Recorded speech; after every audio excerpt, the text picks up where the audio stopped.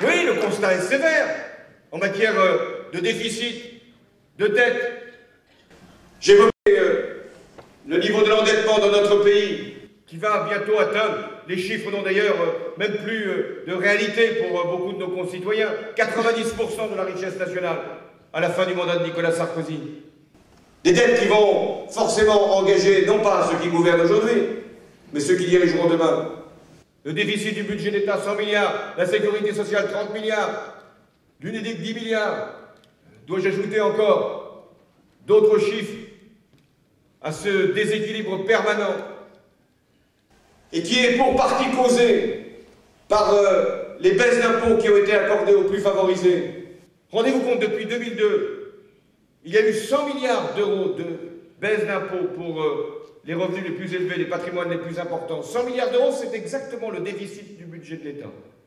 Ça veut dire que nous serions à l'équilibre s'il n'y avait pas eu ces allègements. Que dire des exonérations de cotisations sociales qui au départ étaient réservées aux 35 heures? Enfin, il y a bien longtemps que les 35 heures ne sont qu'une durée légale. Et que maintenant on accorde même des exonérations de cotisations sociales sur les heures supplémentaires. C'est-à-dire qu'au moment où la reprise est espérée, où l'embauche devrait être favorisée, c'est ceux qui sont déjà dans l'emploi qui se voient proposer, parfois contre leur gré, des heures de travail supplémentaires. Oui, paradoxe de cette situation où, dans ce moment si difficile pour notre pays, ce sont les plus riches, les plus favorisés, qui s'en sont finalement le mieux sortis de la crise. Qu'avait-on entendu au moment où cette crise s'est déclenchée?